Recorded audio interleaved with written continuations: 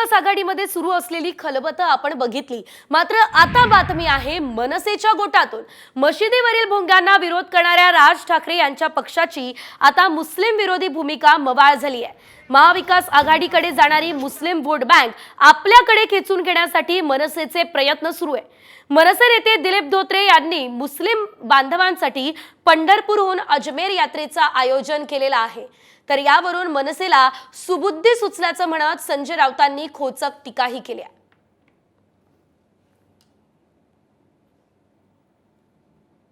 या ठिकाणी मुस्लिम बांधव असतील, हिंदू बांधव असतील, हे सगळेच लोक आज या ठिकाणी अजमेर शरीफला त्या ठिकाणी दर्शनासाठी आम्ही सगळेजण घेऊन जात आहोत। याच्यामध्ये जात धर्म पंथ हा विषय नाही।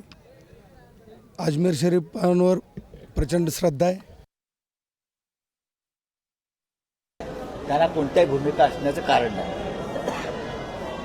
पण एखाद्या समाजासाठी, मुसलमानांसाठी अजमेरची यात्रा तीर्थावर जाण्यासाठी जर काही तयारी केली असेल तर त्याच्यामध्ये वाईट वाटण्याचं कारण नाही। अजमेरला जर कोणाला जायचं आहे आणि त्याची व्यवस्था कोणी करत असेल या देशामध्ये, महाराष्ट्रामध्ये, तर त्याचं स्वागत केलं पाहिजे। मनसेला जरी सुबुद्धी सुचली असेल तर मी त्यांचं स्वागत करतो।